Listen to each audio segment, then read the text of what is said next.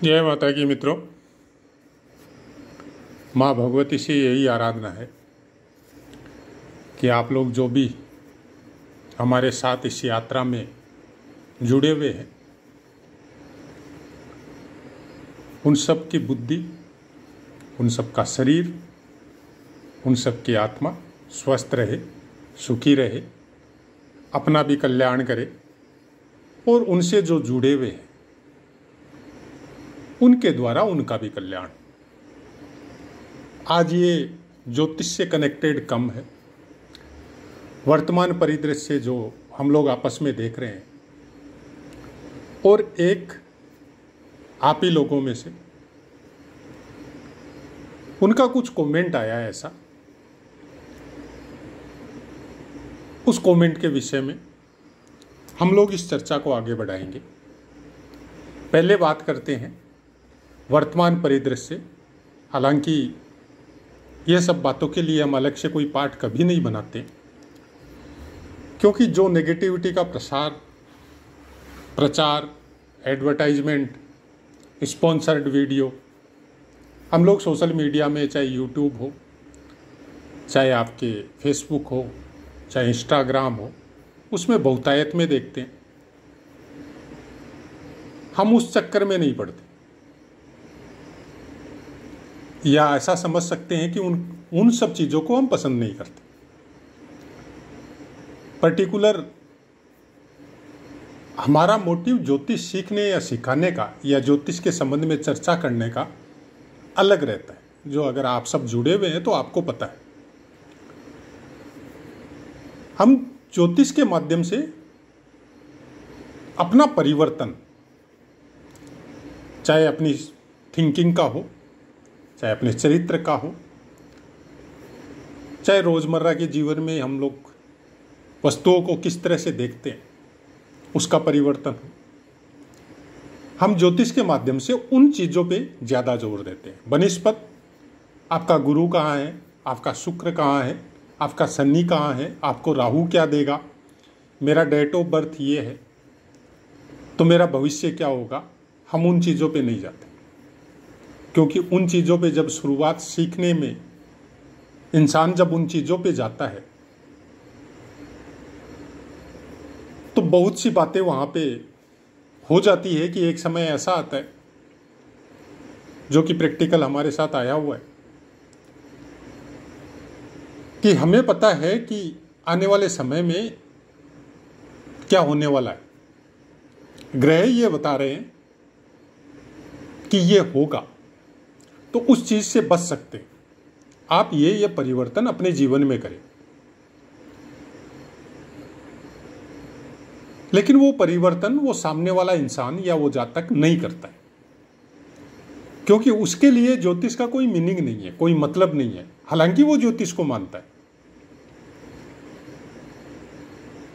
और तकलीफ तब होती है जब वो आपका परिवार का ही सदस्य हो, चाहे भाई हो, पुत्र हो, पिता हो, या और कोई पारिवारिक रिश्तेदार हो।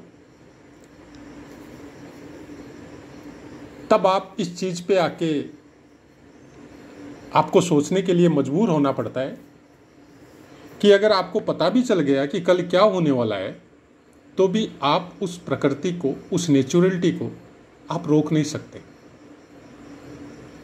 तो आप क्या कर सकते? आप अपने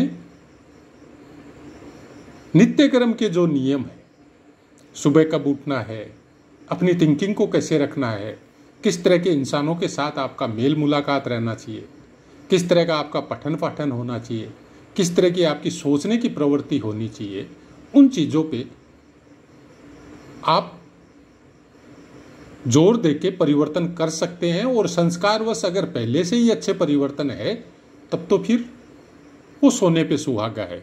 आर्थिक स्थिति कैसी रहेगी वो बाद का मैटर है। अच्छे अच्छे इंसान जो हमेशा सबका भला सोचते हैं, सबके बारे में दुआएं देते हैं, कोई ज़रूरी नहीं है उनकी आर्थिक स्थिति अच्छी हो। जितने भी साधु महात्मा, संत महात्मा, या गृहस्थ में भी ऐसे ऐसे संत महात्मा इस धरा पे, अपनी भारत की पुण्य भूमि पे पैदा हुए हैं, जिनकी आर्थिक स्थिति अच्छी नहीं थी, लेकिन आज भी उनका नाम हम लोगों के समाज में या ज्योतिष समाज में या वेद वेदांग के समाज में बड़े ही गर्व से समझ लो आप, या प्यार से या भक्ति भावना से उनका नाम लिया जाता है। उसके विषय में आप और सब जो भी ये सब चीज़ों में जो रुचि रखते हैं, पठन पाठन करते हैं, वो जानते हैं। तो हमारा जोर हमेशा से यही रहा। एक सीमा के बाद में जब क्रॉस हुए, ज्योतिष को समझने में जब ईश्वर ने कुछ अलग चीज दी, उसने कुछ दृष्टियां दी, या उसने कुछ हमारे जीने के नियमों को कुछ परिवर्तन किया, तो समझ में आया कि आप कुछ नहीं कर सकते। आप केवल कठपुतली मात्र है, जिनका जन्म कुछ समय के लिए इस धरा पे अपने प्रारब्ध के भोग और वर्तमान कर्मों के भोगों को भोगने के लिए जो जीवन मिला है, उसको आप अपने कर्म कीजिए और फिर अपनी ड्यूटी पूरी कीजिए और जाइए, दूसरे नए जीवन की तरफ अग्रसर होइए। मुक्ति मोक्ष ये सब किताबी और वक्तव्य है। मोक्ष का असली मतलब न तो हम लोगों को कभी समझ में आया है और न इतना आसान है कि समझ में आए। मोक्ष मीराबाई को मिली थी, मोक्ष कर्माबाई को मिली थी, और मोक्ष राम सुखदास जी, पोदार जी, जितने भी महान संत हुए उनको मिली थी। हम लोग उनके 1000वें हिस्से के भी 1000वें हिस्से के बराबर नहीं। तो ये सब केवल शब्द सुनने में अच्छे लगते हैं कि आपके गुरु 12वें स्थान पे बैठे हैं, केतु के साथ सम्मिलित है, तो आपकी मोक्ष हो जाएगी। बहुत आसान है बोलना, शब्दों का हेरफेर है और कुछ नहीं है। उसके विषय में चिंतन नहीं करके अपने कर्मों को सुधारिए। अब आगे बढ़ते हैं इन बातों के आगे, जो क्यों बनाना पड़ा वीडियो। आप सबने देखा होगा कि सोशल मीडिया में जो भी जुड़े हुए हैं, या रील में, या फेसबुक में, या फिर यूट्यूब में, जब भी आप खोलते हैं, जबकि आप ऐसे कोई वीडियो देखते भी नहीं है, फिर भी वो स्पॉन्सर्ड वीडियो सबसे पहले आपके सन्मुख आएंगे कि हमें सुनिए। क्यों आएंगे? क्योंकि जिसने वीडियो बनाया है उसने स्पॉन्सर करवाया है, उसने पैसे दिए हैं आप सबको सुनाने के लिए। तो जो कंपनी चला रही है, जैसे फेसबुक कंपनी है, यूट्यूब कंपनी है, या इंस्टाग्राम कंपनी है, तो जब उसको पैसे मिलते हैं तो जाहिर सी बात है कि अपने प्लेटफॉर्म पे उन वीडियो को वो सबसे आगे आपको देखने के लिए देगी कि आप सुनिए इसको। उनके द्वारा ये बताया जा रहा है कि कलयुग का अंत होने वाला है, और 2025 मार्च ऐसी ग्रह युतियां होने वाली है। राहु और शनि का मेल होने वाला है, बाकी ग्रहों का भी साथ में। कुछ ग्रहण वगैरह होने वाले हैं, दुनिया का अंत होगा, 70% आबादी नष्ट हो जाएगी, और नाना तरह की बातें, बहुत सी बातें। हालांकि बीच बीच में पाठ में हम ये सब बातों के लिए विषय में कई पाठों में हमने पहले बोला हुआ है ये सब बात, कि मार्च 2025 में ऐसी ऐसी युतियाँ आएगी, तो थोड़ा अपने अंदर परिवर्तन करके जरूर चलिए। लेकिन हम ऐसी बातें कभी नहीं बोलते। अब कोई बोल रहा है कि कलयुग का 5,32,000 साल है, तो कलयुग का अंत होने वाला ही नहीं है। कोई बोल रहा है कि भविष्य मालिका में ऐसा लिखा हुआ है तो ऐसा होगा। अब तो जब ये ज्योतिष सेक्टर या ये नेगेटिविटी का जो प्रचार प्रसार इतना ज़्यादा बढ़ा है कि कुछ कुछ कथावाचक भी अपने मन से ये सब बातें बोलने लग गए। मतलब हम लोग पहले से ही डरे हुए हैं, और इस डर का व्यापार इतना बड़ा हो गया कि सब लोग इसमें कूद पड़े हैं।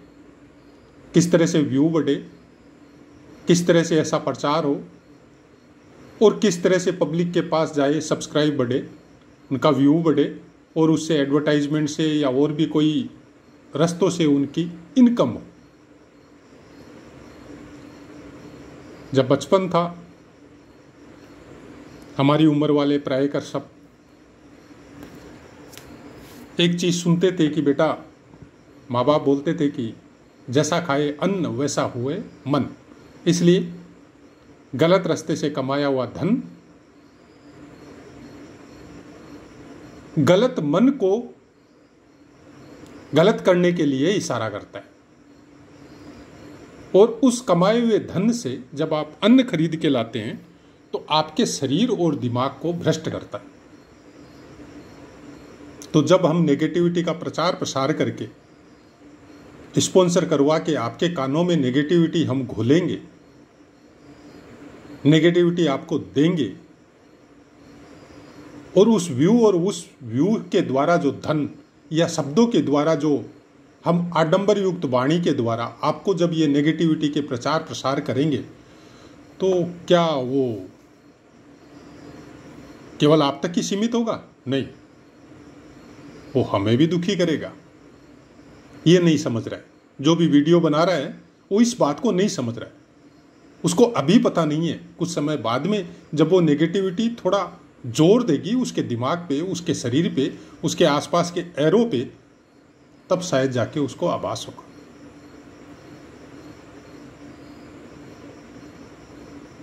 कलयुग के 5,32,000 साल है। पुराणों में यही बताया, सनातन धर्म के वेद, संस्कार, पुराण जो भी है उनमें यही बताया गया है।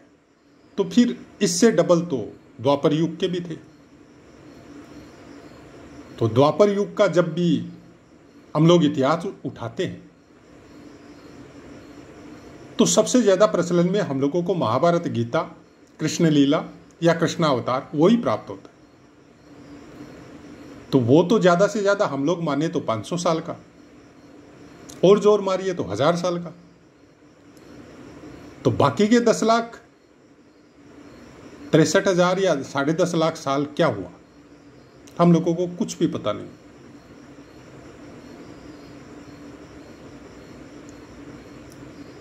कोई जवाब किसी के पास नहीं है, कोई नहीं बताता उन 10.5 लाख साल या 10 लाख सालों में बाकी समय में क्या क्या हुआ। कहीं पे कोई लिखित कोई प्रमाण भी इकट्ठा नहीं है, क्योंकि प्रामाणिक लेखनी के द्वारा लिखा गया महाभारत काव्य से शुरू हुई जो लिखने की प्रवृत्ति, उसके बाद में भी कुछ इतिहास कलयुग का भी पूरा प्राप्त नहीं होता है। तो उसको क्या समझे? समझने के लिए आपको खुद को समझना पड़ेगा। भगवान उतनी ही चीजें आपको प्रोवाइड करवाना चाहता है जितनी से आप समझ के अपने आप का सुधार कर सको। बाकी वो चीजें, जैसे फॉर एग्जाम्पल हम बताते हैं आपको कि हमारे परिवार में ऐसा तो है नहीं कि हम या हमारे पहले कोई नहीं थे, कई पीढ़ियों से चल रहा है। हो सकता है द्वापर युग से भी चल रहा हो, लेकिन हम कितनों को जानते हैं? पिताजी, दादाजी या उसके दादाजी, बस। उसके बाद में जब नाम खोजना होता है तो हरिद्वार जाके, हरिद्वार के जो पंडे हैं उनके पास 10, 15, 20 पीढ़ी तक मिल जाते, तो नाम मिलता है। फोटो तो उस समय थी नहीं, तब पता चलता है कि ये 2000 साल का इतिहास चलो मिल गया, 20 पीढ़ी का। लेकिन उसमें उन्होंने किया क्या क्या पता नहीं। किसका पता रहता है? वो जो बहुत ज्यादा फेमस आपके परिवार में होता है, तो वो एक पर्टिकुलर क्षेत्र तक फेमस होता है या आपके घर परिवार तक फेमस होता है, वहां तक का पता चलता है। पिछला इतिहास कुछ पता नहीं। वैसा ही द्वापर युग है, उसके पहले विशेष कुछ हुआ नहीं, इसलिए इतने इतिहास का पता नहीं। कृष्णावतार के बाद में या उसके थोड़ा पहले से, जब भगवान कृष्ण का आने का समय हुआ, उसके थोड़ा पहले से वो इतिहास लिखा गया। वो भी महाभारत युद्ध अंत होने के बाद में वेद व्यास जी के द्वारा जो लिखित काव्य पाठ महाभारत के रूप में भगवान गणेश जी के द्वारा लिखा गया, वही काव्य पाठ के बाद में लेखनी की परंपरा का चलन हम लोगों को शास्त्रों में मिलता है। तो क्या उस समय में कोई वार आपस में लड़ना कटना, भूकंप, ज्वालामुखी, प्राकृतिक अवरोध या प्राकृतिक आपदाएं नहीं होती थी? जरूर होती थी। या इस समय में आज के 100 साल पहले क्या यह सब नहीं होता था? बहुत होता था, लेकिन मन दुखी नहीं होता था। एक इतना नेगेटिविटी नहीं था। क्यों नहीं था? क्योंकि हम लोगों को पता ही नहीं रहता था। तो जिस चीज का आपको पता नहीं रहता है, उस चीज पे आपका दिमाग अपनी अननेसेसरी ऊर्जा को नष्ट नहीं करता, तो आप अपने नित्य कर्म में लगे रहते। कोई पूजा पाठ में लगा हुआ है, कोई खेती बाड़ी में लगा रहा है, कोई अपने बिजनेस में लगा हुआ है, कोई एजुकेशन में लगा हुआ है। लेकिन अब कर लो दुनिया मुट्ठी में, वो हालत है। मोबाइल आपके पास है, पूरे संसार का न्यूज़ आपके पास है। कुछ तो चैनल ऐसे हैं अपने देश में जो केवल वार की ही खबर चलाते हैं और उन्हीं के द्वारा फेमस हो रखे हैं। उस चैनल को कभी भी आप उठा के देख लो, केवल वो ही चलता है और उसी को सबसे ज़्यादा देखते हैं। उनका टीआरपी भी बहुत ज़्यादा रहता है। किसी एक घटना को बढ़ा के इतना ज़्यादा, इतना जोर शोर से उठाया जाता है कि सब चैनल उसी घटना को उठा के, जैसे अभी कलकत्ता का जो केस चल रहा है, उसी पे लगे पड़े हैं। और फिर उसी के समकक्ष जब आप सोशल मीडिया में कोई वीडियो अगर ऐसा सुन लो किसी चैनल का, तो आप देखिएगा कि जब भी आप उस सोशल मीडिया, उस पर्टिकुलर ऐप को जब आप खोलते हो, तो उसी से कनेक्टेड आपको न्यूज़ें या वीडियो ज़्यादा प्रोवाइड करवाता है चैनल। चैनल क्या समझता है, उसका एआई है, उसका कंप्यूटर है, वो क्या समझता है कि आपको इन चीज़ों में ज़्यादा आनंद आता है। मानव स्वभाव है, नेगेटिविटी को ज़्यादा पसंद करने लग गया, क्योंकि राहु देव का जो भ्रमित करने वाला जो वातावरण है वो चारों तरफ प्रसारित हो रखा है। उसी न्यूज के साथ न्यूज़पेपर में एक न्यूज और रहती कि रेलवे स्टेशन पे आरपीएफ को एक बैग मिला जिसमें बहुत से पैसे थे, सोने गहने भी थे और उसके साथ कुछ आइडेंटिटी भी थी। तो आरपीएफ ने खोज के उस इंसान को वो सब चीजें एज इट इज प्रोवाइड करवाई। कितनी पॉजिटिव न्यूज है। आप सोचिए कि वो इंसान पैसा लेके, सोने गहने लेके किसी सिटी से अपने गांव जा रहा था और उसके परिवार में उसके बच्चे की शादी थी और उसके साथ कुछ ऐसा हुआ कि वो बैग उसका छूट गया उससे। अब अगर वो उसको नहीं मिलता तो आप कल्पना करके सोचिए एक मिडिल श्रेणी वाला आदमी क्या हो सकता था। और आप यह सोचिए कि ऐसे समय में जहां चारों तरफ नेगेटिविटी फैल रही हो और इतनी अच्छी न्यूज़ थी पॉजिटिविटी की, उसको कहीं कोई नहीं उठा रहा है, कोई न्यूज़ चैनल वगैरह कुछ नहीं बता रहा। एक न्यूज़पेपर में एक छोटी सी घटना, वो भी 3 नंबर 4 नंबर पेज पे मिलेगी आपको, क्योंकि हम लोगों ने नेगेटिविटी को स्वीकार कर लिया है और उसकी वजह से हर चीज में हम लोगों को माइनस फैक्टर ज्यादा नजर आता है। कोई आपके लिए अच्छा भी करता है तो आप उसका उल्टा सोचने की कोशिश करते हैं कि जरूर इसका कुछ फायदा होगा, क्यों उल्टा सोच रहा है। एक जमाना वो था जब समाज में या गांव में कोई किसी का भला कर देता था, तकलीफ में जब वो खड़ा होता था, प्रैक्टिकल में ये सब हम बहुत देखा हुआ है, तो उस इंसान को वो ही नहीं जिसका भला किया है वो ही इंसान नहीं, उसके बेटे बेटे भी हमेशा एक अलग सम्मान की नज़र से देखते थे कि जब हमारे अंदर तकलीफ पड़ा था तब बाकी कोई नाते रिश्तेदार नहीं आए, अकेला केवल ये आदमी था जो हम लोगों की हेल्प करने के लिए खड़ा हुआ था। वो एक अजीब सा बंधन बन जाता है वहाँ पे। और वर्तमान समय इसका जरूर कोई न कोई यहाँ पे कोई लिंक है, नहीं तो क्या जरूरत है इसको यहाँ पे इतना पैसा हेल्प करने की। कुछ इस तरह का बिहेव या इस तरह का दिमाग हम लोगों का होने की वजह से आज हालत ये है कि जब आप इंजॉय करते हैं, जब आप सुखी रहते हैं, तो हजारों की भीड़ आपके आसपास रहती है, लेकिन जब आपको कोई तकलीफ होती है तब आपके बच्चे भी आपके साथ नहीं रहते, क्योंकि सब तरफ इस राहु देव का भ्रमजाल या माया जाल फैल चुका, अब फैल चुका है और वर्ल्ड वार, दुनिया खत्म हो जाएगी। कुछ इस तरह का भ्रमित वातावरण हम लोगों के दिमाग में कुछ इस तरह से प्लेस हो चुका है कि उसको निकालना बड़ा मुश्किल होते जा रहा है। कुछ अपनी दिनचर्या को व्यवस्थित कीजिए। रही बात नेचुरलिटी का, अपना एक नियम है, ज्यादा का तो हम नहीं बोलते। आप 200 साल पहले के इतिहास उठा के देखिए, हर जगह में वार होते रहते थे,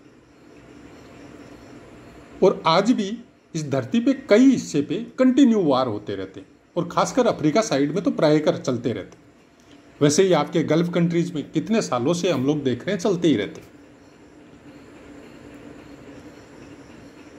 पृथ्वी के किसी न किसी हिस्से में 24/7 वार चलते रहता है। क्यों? क्योंकि पृथ्वी नेचुरलिटी अपने आप को व्यवस्थित करती। अब उस व्यवस्था में अगर विघ्न आ गया, मान लीजिए कि आपके पास एक 12x12 का कमरा है और आप पहले एक इंसान रहते थे, और उसके बाद में आपके पास 1 से 4 हुए, 4 से 10 हुए, और 10 से 20 हो गए, लेकिन आपके कमरे का साइज 12x12 ही। तो अब आप उसमें व्यवस्थित रह सकते हैं? नहीं रह सकते। तो फिर उसका नतीजा क्या होगा? फिर आप आपस में लड़ेंगे उस कमरे के लिए, उस स्पेस के लिए जो आपको चाहिए। तो जाहिर सी बात है, जब लड़ेंगे, जब वार होगा, तो वो कमरा अपने आप को व्यवस्थित करेगा, कुछ को कोलैप्स होना पड़ेगा। प्रकृति का भी यही नियम है, चाहे वार में हो, चाहे कोई नेचुरल कैलेमिटी हो, ये पृथ्वी अपने आप को व्यवस्थित करती है। पृथ्वी का साइज उतना ही है जितना सतयुग में था, जितना त्रेता में था, जितना द्वापर में था, सेम वही साइज है। अब जरूरत से ज्यादा रहने वालों की अगर भीड़ इकट्ठी होगी तो उनका वजन पृथ्वी नहीं संभाल सकती, और सबसे बड़ी बात, इस नेगेटिविटी का वजन नहीं संभाल सकती। पॉजिटिविटी से पृथ्वी मजबूत होती है, अपना वातावरण शुद्ध होता है, लेकिन नेगेटिविटी भार, जिसको पाप कर्म की श्रेणी में रखा गया है, उसका भार संभालना बहुत मुश्किल है। तो फिर ये पृथ्वी अपने आप को व्यवस्थित करेगी, व्यवस्थित करेगी तो कुछ होगा। जब होगा तब होगा। उस होने की कल्पना मात्र से हम लोग आज से ही अगर नेगेटिव होते जाएंगे तो वर्तमान में जो अपने को मिला हुआ है उसको भी प्राप्त नहीं कर सकेंगे। इसलिए अपने कर्मों पे, सत्कर्मों पे जोर रखिए, अच्छे कर्मों का ध्यान रखिए। किसी के साथ कोई भी कुकर्म करने के पहले 1000 बार सोचिए कि रिवर्स कर्म का जो सिद्धांत है कि रिवर्स होता है, वो आपके साथ भी होगा। इस चैनल का भी मकसद यही है कि आप ग्रहों को उनकी प्रकृति के हिसाब से समझिए कि आपको चाहिए कि आपको अपना सूर्य मजबूत करना है। तो सूर्य मजबूत करना है तो सबसे पहले सबके साथ समभाव रहिए। कोई आपको गाली भी दे तो भी उसके प्रति कोई भेदभाव मत रखिए, सूर्यदेव नहीं रखते। तो अगर सूर्य मजबूत करना है तो उस तरह की अवस्था आपको प्राप्त करनी पड़ेगी, और अगर वो अवस्था प्राप्त नहीं कर सकते तो कुछ नियम है, उन नियमों को फॉलो कीजिए कि हमको ये कर्म नहीं करने हैं तो नहीं करने, हमको किसी के साथ बुरा बर्ताव नहीं करना है तो नहीं करना है। अब बशर्ते आपके साथ अच्छा हो जाए या नहीं हो, ये बाद की बात है, लेकिन हम लोग उस पर कुछ सोच सकते हैं, कुछ कर्म अपने इस तरह से कर सकते हैं जिसकी वजह से वो सब चीजें हम लोगों के साथ कुछ अलग तरीके से ट्रीट करें। अब इसी के साथ, बहुत बड़ा हो गया वीडियो, इसी के साथ एक बहुत अच्छा कमेंट आपका आया था, उसका हम बताना भूल गए। उन्होंने लिखा था कि पूजा पाठ में मंत्र ध्यान साधना के बाद कुछ अलग सी ऊर्जा हमारे शरीर में कुछ गैदर हो जाती है और कुछ अलग आभास होता है। हमने हालांकि शॉर्ट रूप में वहां पे रिप्लाई दे दिया उनको, लेकिन हमारा जो मानना है इस विषय में, इस सब्जेक्ट में, हम लोग कलयुग में प्रवास कर रहे हैं, अंतिम युग है ये, और राहु देव का विशेष आधिपत्य है। भ्रमित टाइप का वातावरण रहता है शरीर में भी और शरीर के बाहर भी। कुछ अलग ऊर्जाएं जो आपके शरीर के आसपास आपके द्वारा इनवाइटेड आपके पास आती है, ध्यान साधना की हो, मंत्र जाप की हो, तो वो ऊर्जाएं अगर वो पॉजिटिव है तो वो सबसे पहले ये नोट करेगी कि क्या उस ऊर्जा को संभालने लायक बॉडी आपके पास है, शरीर की वो उतनी शक्ति है आपके अंदर कि वो प्रवेश करने से आप उसको सुचारू रूप से संभाल सके। अगर नहीं है तो वो ऊर्जा जस्ट आपको आभास कराएगी और आपके आसपास रहेगी। आप फोर्स मत कीजिए। अगर आप फोर्स करेंगे तो फिर वो आपके अंदर प्रवेश कर जाएगी, तो आप कोलैप्स हो सकते हैं। कोलैप्स मीन्स आपका दिमाग अपनी अवस्था से चेंज हो सकता है। लाइक जैसे बोलते हैं कि पागल हो गया, कुछ अलग दिखने लग गया आपको। सामान्य जनमानस की दृष्टि में आप एक अलग व्यक्तित्व के आदमी बन सकते हैं। आपका पृथ्वी पे जीवन जीने का तरीका बहुत अलग हो सकता है और समाज से जस्ट अलग हो सकते हैं। तो फिर क्या करें? क्योंकि प्रारब्ध में मिला है आपको पूजा पाठ, मंत्र ध्यान साधना, आपको बहुत अच्छा लगता है, तो उसको बंद कर दे? नहीं, बंद नहीं करना। जो मिला है उसका भोग कीजिए और उसको पुष्ट कीजिए। तो फिर करे क्या? ऊर्जा तो आएगी, जरूर आएगी।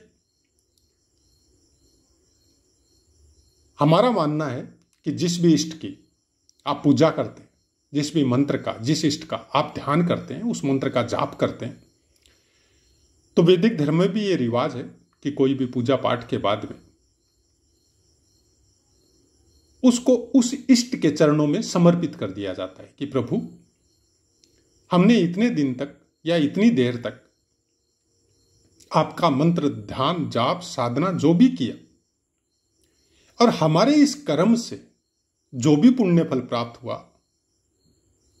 क्योंकि आपकी बिना अंतर्दृष्टि के, आपके बगैर चाहने के हम ये नहीं कर सकता था, इसको करवाने में आपका ही सबसे बड़ा योगदान है। इसलिए इस ध्यान साधना और मंत्र जाप से जो पुण्य फल प्राप्त हुआ वो हम आपके चरणों में समर्पित करते हैं। आपको जो अच्छा लगे वो कीजिए, केवल आपके चरणों का ध्यान और आपके चरणों का नाम दीजिए। यह हमारा अपना पॉइंट ऑफ व्यू है ध्यान साधना और मंत्र जाप के विषय में। बाकी हम प्रायकर बोलते हैं इस बात को कि न तो हम कोई ज्ञानी है, न कोई महात्मा है, न कोई संत है, न कोई बहुत बड़े प्रकांड विद्वान ज्योतिष के क्षेत्र में है। एक साधारण जनमानस आपकी तरह या आपसे भी कमतर बुद्धि वाले इंसान है। चैनल में आगे क्यों आगे हमको भी पता नहीं है।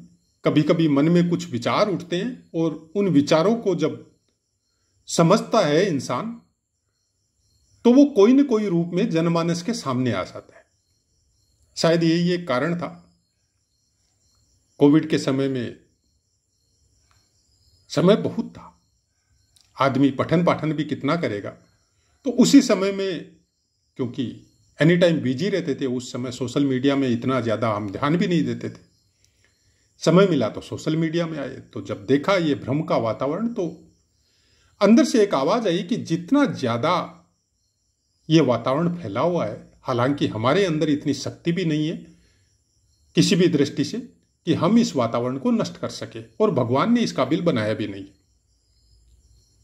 तो एक चैनल खोल के जो अपने मन के उद्गार है, जो अपने मन से, या हमने ज्योतिष में क्या देखा, अपने आप को किस तरह से परिवर्तित किया, वो हम आप सबके सामने रखें।